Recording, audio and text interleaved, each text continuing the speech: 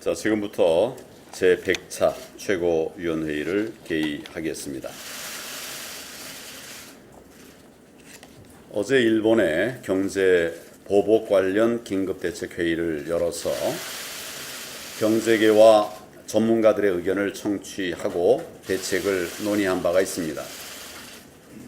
예상대로 경제계는 현재 상황을 크게 염려하고 있었고, 전문가들은 개별 기업이 풀기 어려운 문제인 만큼 정부가 시급하게 나서서 해결해야 한다는 의견들을 주셨습니다. 이대로 가면 우리 경제에 엄청난 타격이 될 것이고, 우리에게 시간이 얼마 없다는 것이 공통된 견해였습니다.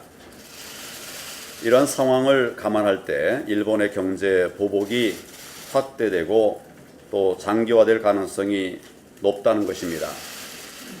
우리 경제가 심각한 타격을 받을 수밖에 없고 하루라도 서둘러서 대책을 세워야 하는 상황입니다.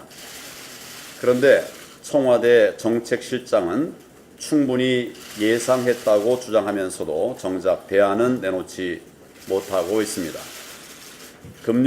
금융위원장은 일본이 돈을 걷어가도 다른 데서 빌리면 된다는 그런 이야기를 하고 있습니다.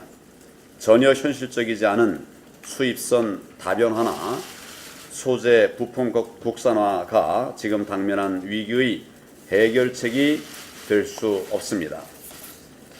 여당에서도 부랴부랴 특위를 만든다고 하는데 의병을 일으키자는 식의 감정적 주장을 내놓는 것은 바람직하지 않습니다. 과연 이 시점에서 국민들의 반일 감정을 자극하는 것이 국익에 도움이 되겠나 하는 생각이 듭니다.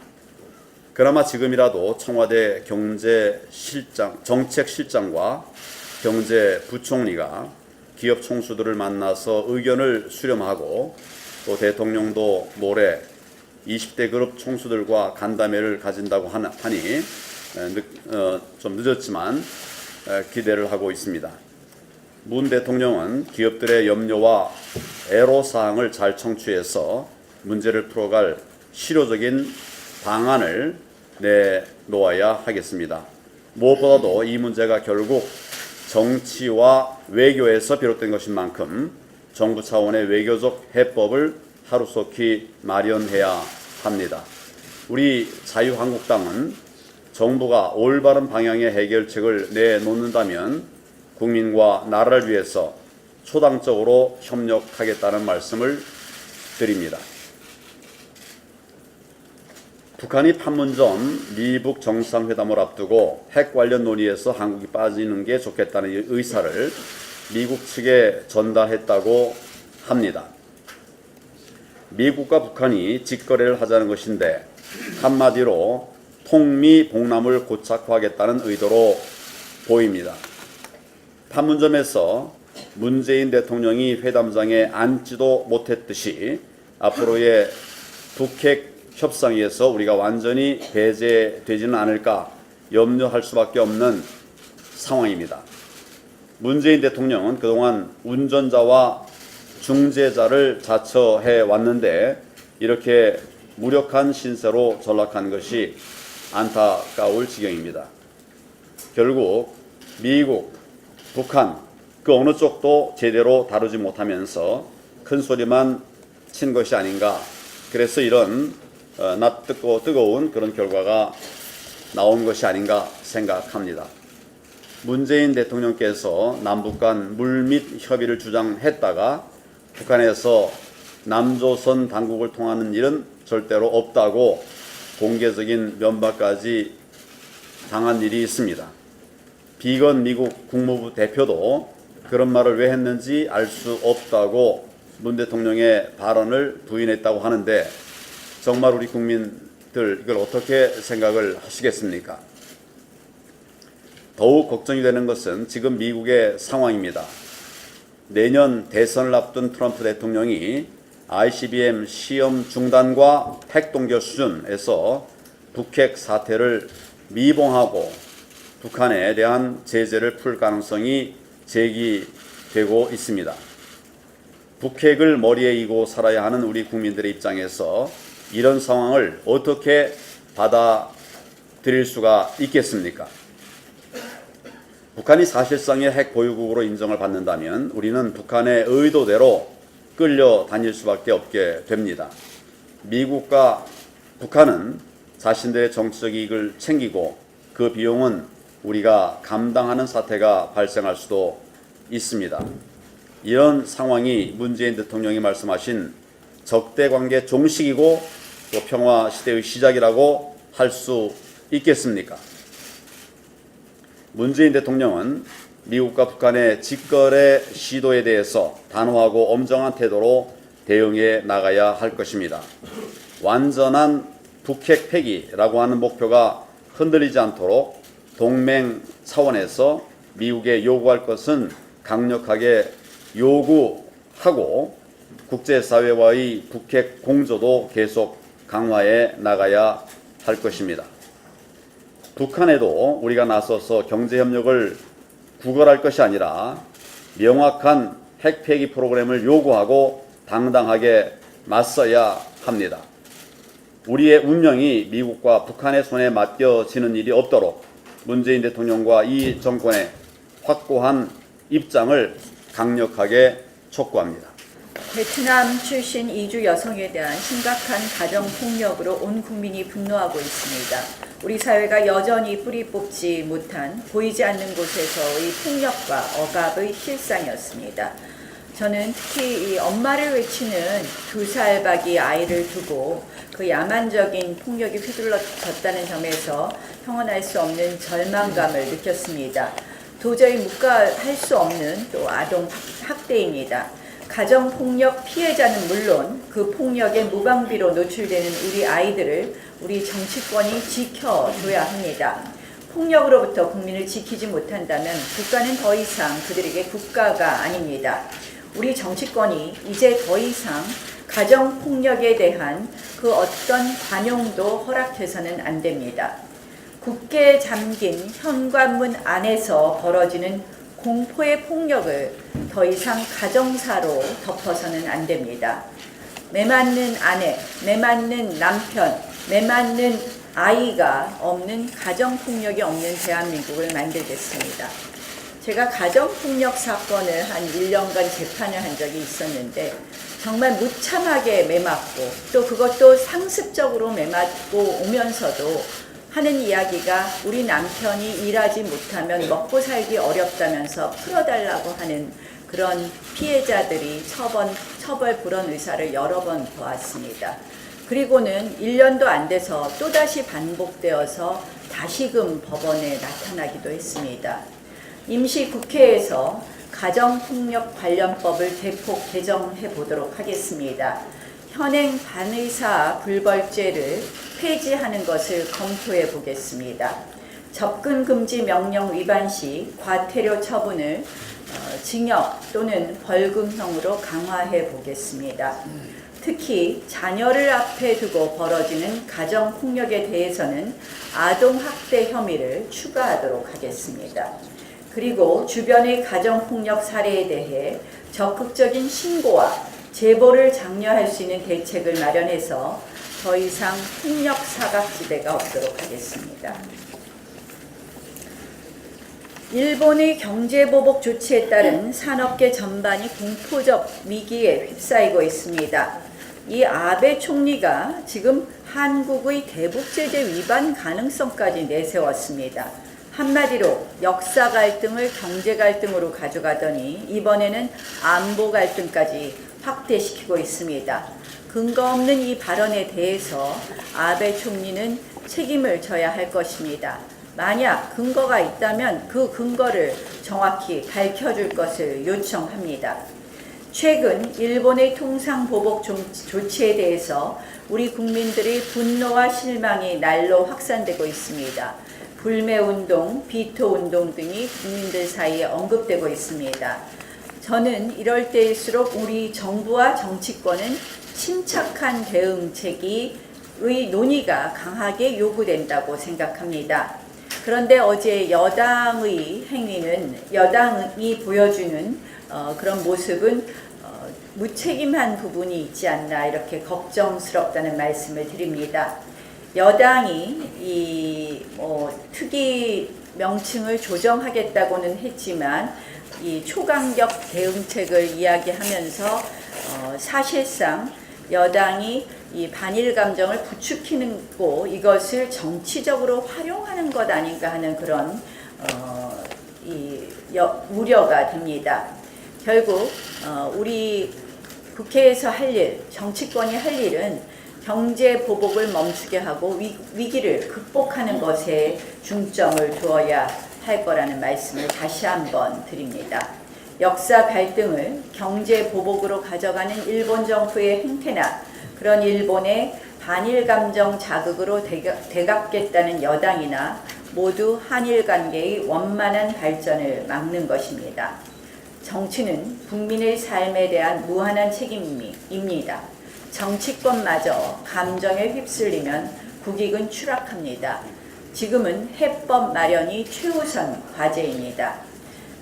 저는 이미 말씀드린 대로 일본이 선거가 있습니다. 선거가 끝나는 대로 우리 의회 채널에 긴급 의회 교류를 추진하도록 하겠습니다. 오늘 원내대표 회동에서도 이 부분에 대해서 논의하도록 하겠습니다.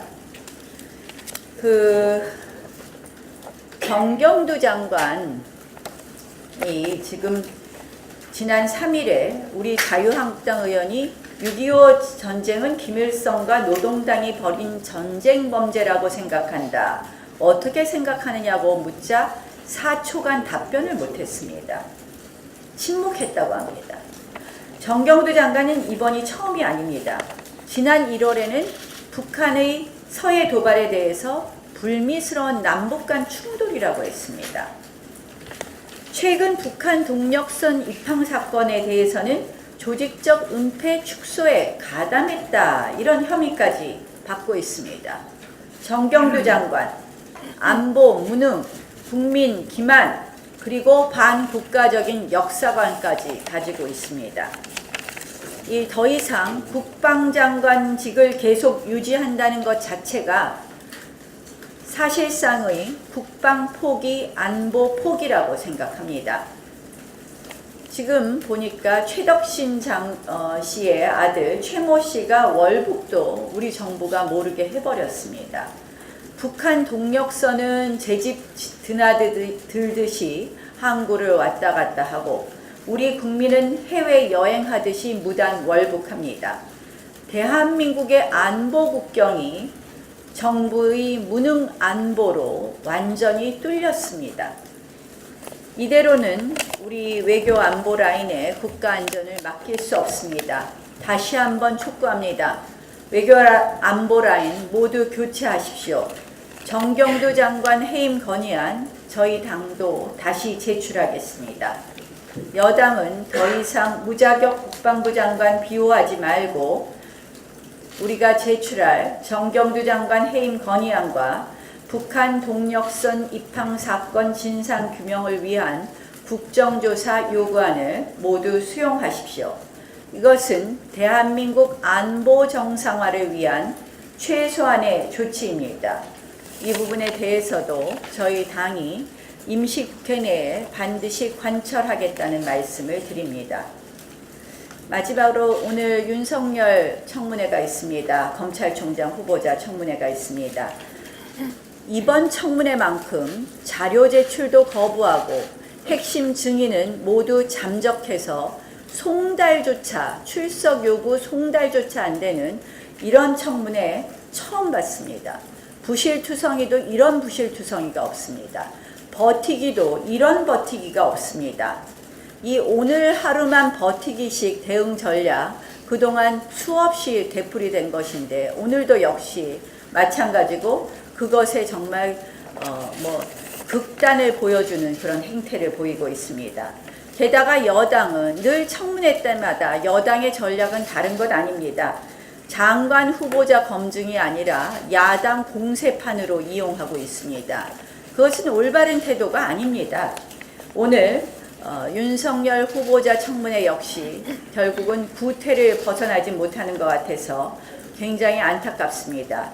우리 당은 후보자 도덕성은 물론 정권의 검찰로 전락시킬 후보자가 인지 아니면 최소한의 정의감이나 가지고 있는지에 대해서 명확하게 그리고 정말 철저하게 검증하도록 하겠습니다. 네, 지난 7월 초에 정부가 하반기 경제 정책 방향을 발표했습니다. 경제 위기에 대한 진정한 반성과 대안을 기대했지만 결국 자하자찬과 예산 확대에 대한 필요성만 얘기하고 말았습니다. 지금의 경기 침체는 소득주도 성장의 정책 때문이 아니라 외부 요인 때문이라서 더 많은 세금을 투입해서 막겠다는 그런 내용입니다. 근데 제가 현장에 있는 목소리를 좀 요즘 듣고 있습니다. 살다 이런 불안은 처음 느낀다는 이야기를 합니다. 국민들의 지금 행복이라는 단어가 사라지기 시작했습니다. 그리고 거리를 나가보면은 국민들의 웃음기가 사라졌습니다. 지금 최근에 부쩍 부부싸움이 많이 난다고 합니다.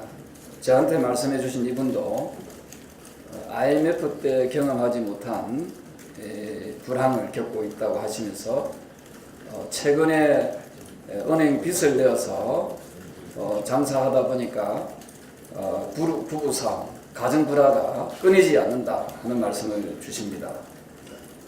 죽지 못해 산다는 그런 표현도 하시고 계십니다. IMF도 모르고 살았다는 그런 말씀들을 주시면서 더 이상 이 경제가 나빠지기 전에 자유한국당이 나서달라는 그런 당부의 말씀도 주셨습니다. 저는 문재인 정권에 촉구합니다. 더 이상 국민을 기망하는 경제정책을 즉각 폐기하기 바랍니다.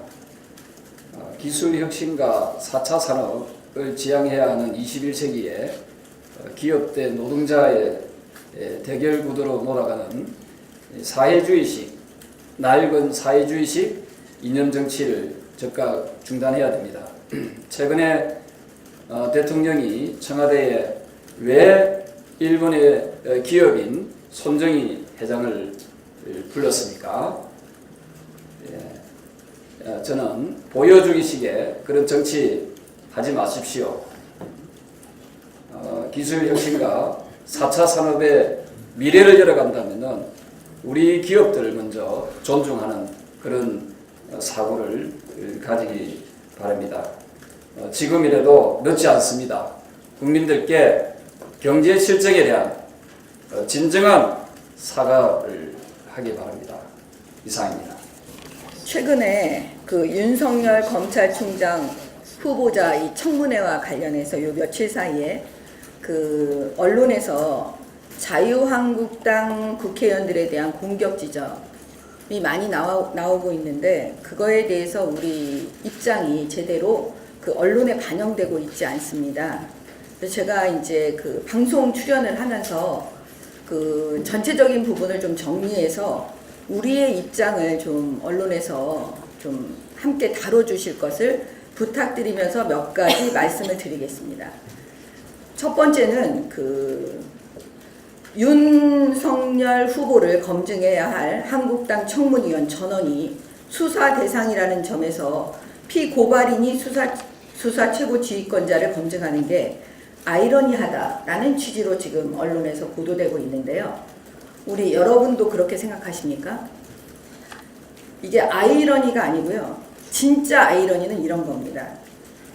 그 자유한국당 청문위원을 고발한 사람들이 누구일까요? 민주당이죠. 민주당을 포함한 또 다른 당도 있지만 민주당이죠. 그러면 쉽게 설명을 드리면 고소인과 고소인이 피고발인을 지금 고발한 겁니다. 그런데 고소인이 이 사건 수사할 사람 최고 검사를 지명했습니다. 이게 만약에 일반 사건이라면 피고발인이 그 검사를 제대로 된 검사라고 인정해 줄까요? 만약에 이 사건을 수사해서 결과를 내면 피고발인들은 그걸 수긍할까요? 그러니까 진짜 아이러니는 뭐냐면 지금 고소인인 민주당과 청와대가 이 사건을 수사할 사람을 지금 내놓고 피고발인에게 검증해 달라고 하는 거예요. 이게 아이러니 아니겠어요? 진짜 자유한국당이 국민들을 생각하지 않는다면, 정말 사건만 생각한다면 윤석열 이 청문회 자체가 안 되는 거예요. 그냥 이거 없어야 되는 거예요. 다른 사람, 우리가 수긍할 수 있는 사람으로 지명해라, 이렇게 말해야 되지 않겠습니까? 아니면 민주당과 자유한국당이 협의해서 수사할 사람, 최고 검사를 지명해야 되지 않겠습니까? 이런 부분이 진짜 아이러니인데 앞부분만 얘기를 해서 제가 우리 입장을 말씀드립니다. 그 다음에 두 번째는 패스트트랙 관련돼서 이제 경찰에서 수사를 시작해서 자유한국당 국회의원들을 소환했습니다. 근데 언론에 어떻게 나와 있냐면 소환 지명된 자유한국당 의원들이 끝내 출석에 불응했다. 원내 지도부의 공식 입장, 불응하라는 게 공식 입장이라고 알려져 있다. 이거 맞냐? 끝내 불응할 거냐? 마치 자유한국당 국회의원들이 특권을 이용해서 일반 사람들하고 달리 불응하는 것처럼 계속 언론에서 쓰고 있거든요. 그래서 제가 또 여러분께 말씀을 드립니다. 지금 이 패스트트랙 관련해서 고소 고발한 거는 막고소입니다. 막고소. 서로 고소하고 고발하고, 그러니까 고소인이면서 고발인이면서 피고발인, 피고소인의 양자의 지위를 갖고 있습니다. 국회의원들이. 그런 일반인들 사건이 아닙니다. 근데 그런 상황에서 경찰에서 한쪽 당사자라는 건 지금 집권 여당과 민주당, 집권 여당인 민주당을 먼저 소환했으면 이런 얘기가 안 나오는데요. 왜 자유한국당을 먼저 소환합니까? 그것도 이상하지 않습니까? 경찰이 공평하다고 볼 수 있겠습니까? 그 다음에 지금 경찰은 청와대와 민주당의 하수인 역할을 하는 것이 아니냐, 고소 대변인 역할을 하는 것이 아니냐, 이런 원성을 듣지 않겠습니까? 누가 봐도 공평하지 않잖아요. 그러면 만약에 진짜 경찰이 국민의 눈치를 봤다면, 자유한국당 국회의원들의 눈치를 조금이라도 봤다면 이렇게 하겠습니까? 한날 한시에 고소 고발인 전체를 다 불러야 되는 거죠. 한 장소에. 국회의원들 전원을 다 부르셔야 돼요. 정의당, 민주당, 자유한국당 포함해갖고 전부 다요. 그렇지 않고 일방적으로 자유한국당 국회의원들을 부른다면 자유한국당 국회의원들이 수긍할 수 있겠습니까? 이런 부분을 좀 고려해서 좀 그런 써주실 것을 부탁드립니다. 그 다음에 윤석열 후보자에 대해서는 제가 한 가지만 말씀을 드리려고 해요. 제가 지난번에도 말씀을 드렸지만 소윤, 대윤에 대해서 다 알고 계시죠? 윤대진, 소윤, 대윤, 윤석열 두 사람 굉장히 친한 사이입니다. 이 사람들이 당시에 중앙지검 특수일부장, 대검 과장 아주 잘 나가던 그 시절에 소윤인 윤대진의 형인 윤우진은 세무서장이었답니다. 근데 그 세무서장이 수사를 받게 됐어요. 수사 내용은 뻔한 거예요. 업체로부터 현금 2천만 원, 갈비 세트 100개, 4천만 원 상당의 골프 접대 이런 거예요. 내용이. 그러면 여러분 생각을 해보세요. 그 세무서장이 수사를 받다가 해외로 도피를 해요. 좀 이해가 안 되시죠? 왜 도피했을까요? 현직 세무서장인데? 도피했다가 어떻게 잡혀오는지 아십니까? 인터폴로 잡혀오는 걸로 알고 있어요. 그 잡혀와요. 근데 더 황당한 건 뭐냐면 검찰이 처음에는 영장을 청구해요. 그래서 기각이 되는 건 맞아요. 그러면 보통 일반적으로 검찰에서 구속영장 청구해서 법원에서 기각한 사건에 대해서는 그 다음에 어떻게 하는지 아십니까? 불구속 구공판 그냥 기소한다니까요. 구속되지 않은 상태에서 기소를 해요. 근데 이 사건은 어떻게 했냐면 무혐의 처분을 내요. 정말 이상하지요.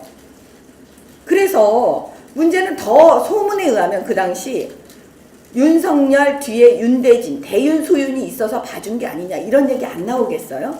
그리고 그 당시 이 세무서장, 소윤의 형님 이분의 변호사를 누가 소개해줬냐면 윤석열 후보자가 소개해줬다라고 소문이 나 있었던 거예요.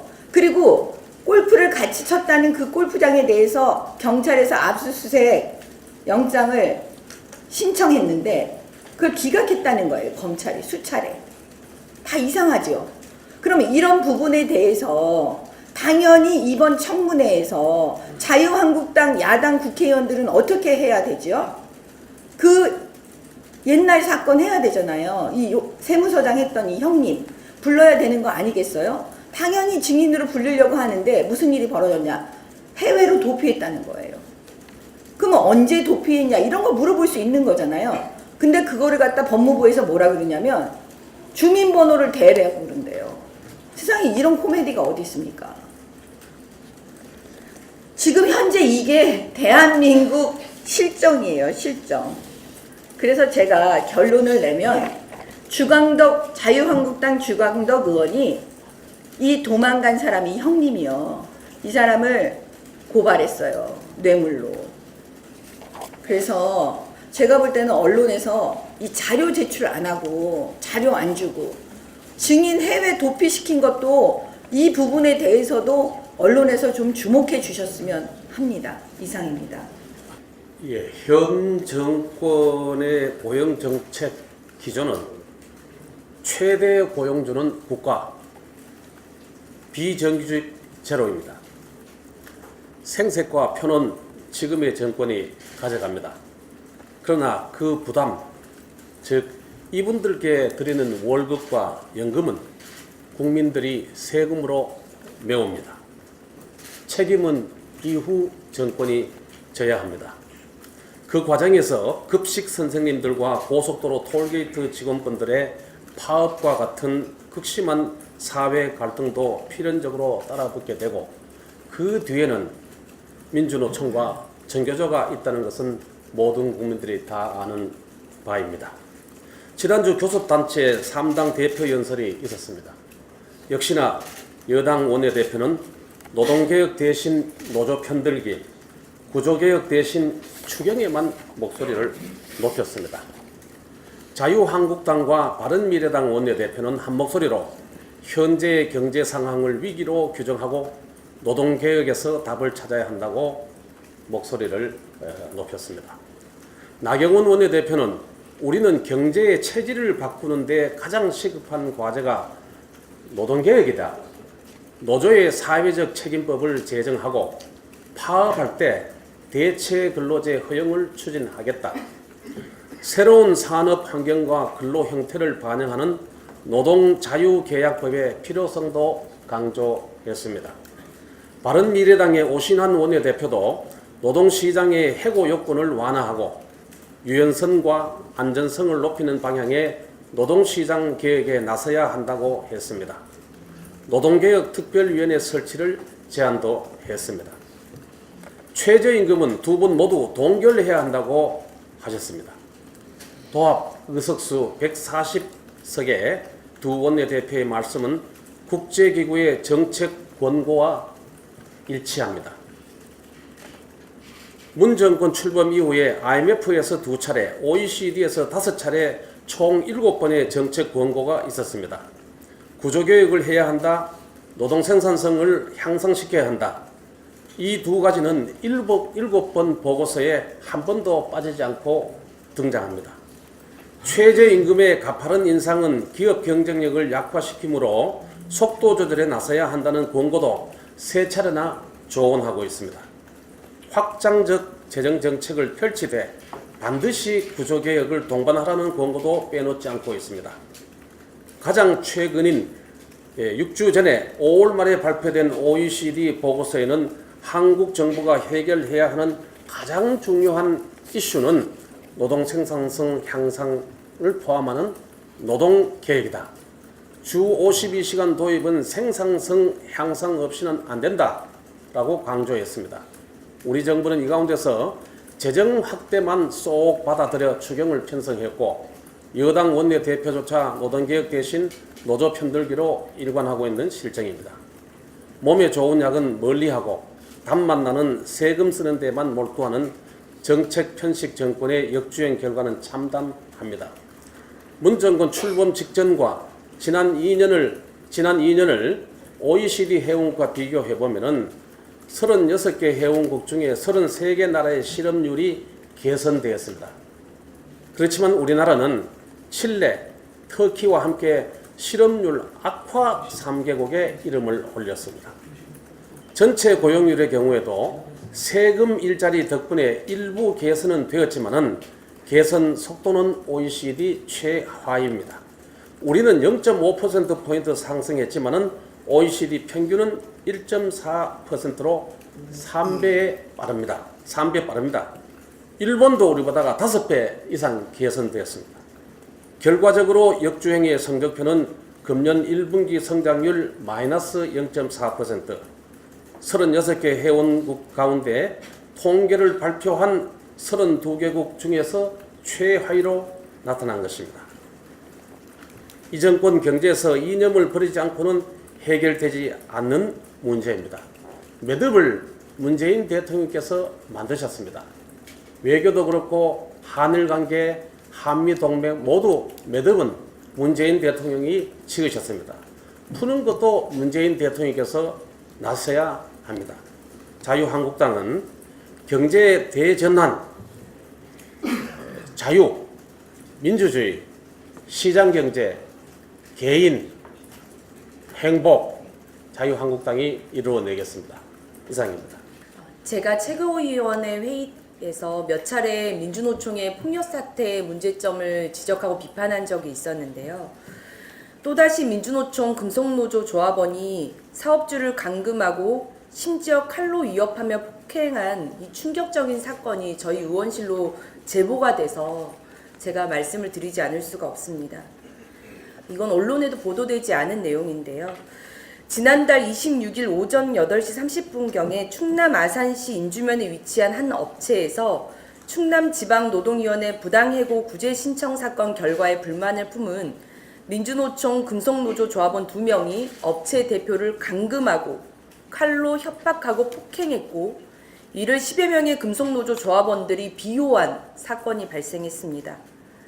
이 범법자들은 감금, 폭행, 협박을 비롯해서 사무실 집기를 부수고 주요 서류를 탈취하는 등 2시간 가깝게 만행을 저질렀다고 합니다.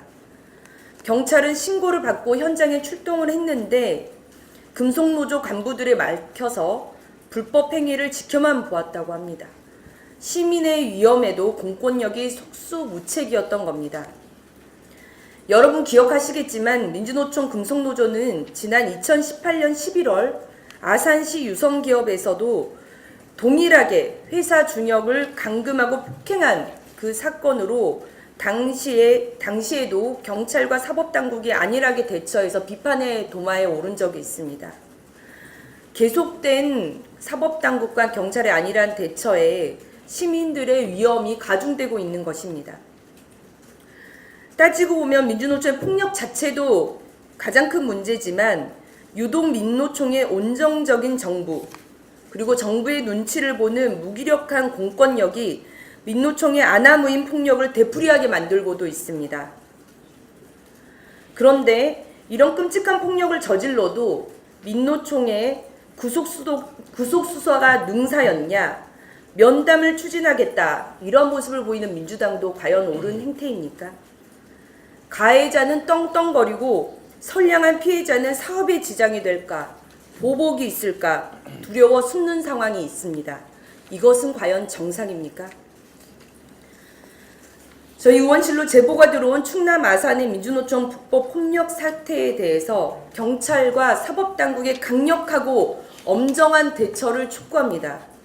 그리고 시민들에게 위협과 폭력을 일삼는 민주노총 불법 폭력 세력에 대해 철퇴를 내리고 일벌백계 할 것이 타당할 것입니다. 네, 온 나라가 뒤숭숭합니다. 그리고 온 국민이 하루하루 불안하게 생활을 하고 있습니다. 국민들 삶 속에서 생기와 활기가 사라진 지 오래됐습니다. 그럼에도 불구하고 이 정권은 나경원 원내대표가 교섭단체 대표연설에서 지적했듯이 오히려 불안과 공포를 조장하고 그 기제로 이 사회를, 대한민국을 지배하고자 하는 이런 의도가 아닌가 의심하지 않을 수 없는 이런 상황입니다. 최저임금과 관련해서도 마찬가지입니다. 4일 날이었죠. 대통령 직속 소득주도 성장 특위에서 최저임금 국민에게 듣는다. 이름은 참 잘 짓습니다. 토론을 개최했습니다.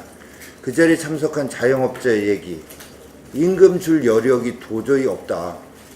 최저임금 29% 올랐다고 해서 음식값 30% 올릴 수도 없는 것 아니냐.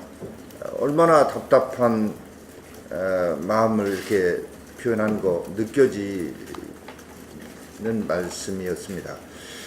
이날 함께 발표된 최저임금에 대한 인식조사, 이걸 보면 전체적으로 자영업자의 61%, 임금근로자의 37%가 내년 최저임금 올리면 안 된다라고 얘기하고 있습니다.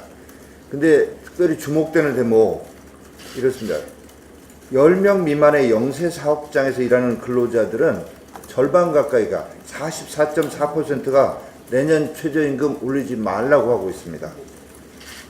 최저임금의 인상의 수혜자라고 할 수 있는 근로자, 그것도 가장 열악한 환경에서 일한다고 하는 이 근로자들이 오히려 최저임금 좀 그만 올려라 라고 주장하고 있습니다. 최저임금 인상에 따른 소득 증가보다 기존에 그나마 있는 일자리마저 위협받고 있는 이 경제 현실 그대로 나타내는 것입니다. 그럼에도 불구하고 노동계는 올해보다 20% 정도 오른 1만 원의 최저임금을 또 얘기하고 있습니다. 근데 정작 근로자들은 앞서 말씀드린 대로 제발 최저임금 좀 올리지 말라고 하고 있습니다. 근데 이 최저임금위원회에 있는 근로자위원들이 오히려 근로자들을 대변하지 못하니 이런 상황에서는 공익위원들이라도 이 근로자들의 절규를 대변해 줘야 되지 않겠습니까? 최저임금 제도의 본래 취지가 뭡니까? 생계에 미치지 못하는 저임금 근로자들을 보호하기 위해서 만든 사회적 장치인데 오히려 이것이 이 저임금 근로자들을 괴롭히고 고통을 주는 이런 기제로 작용한다는 점을 최저임금 위원들은 인식하기 바랍니다. 5일날 국민연금연구원 보고서가 발표가 됐습니다. 보험료 내는 가입자가 올해부터 급격하게 줄어들고 타는 사람은 급증한다는 것입니다. 올해만 48만 명 줄고 향후 5년간 약 100만 명이 줄어든다고 합니다. 수급자는 반대로 477만 명에서 665만 명으로 크게 늘어납니다. 기금 고갈은 더욱 앞당겨질 것입니다. 그럼에도 불구하고 이 정부는 내일 일은 난 몰라, 오늘은 퍼쓴다. 이 기조 이외에는 아무것도 없습니다. 작년 12월 정말로 정부가 무책임하게 국회에다가 4가지 연금 개편안을 제출을 했습니다. 그 이후에 제대로 논의가 진행되지도 못하고 있습니다. 더 이상의 파국 가기 전에 근본적인 처방 마련해야 합니다. 국회라도 나서야 합니다. 청와대에 바라기만 하고 있는 여당 같이 이 국민연금의 고갈을 막을 수 있는 논의의 장 함께 만들어 냅시다. 이상입니다.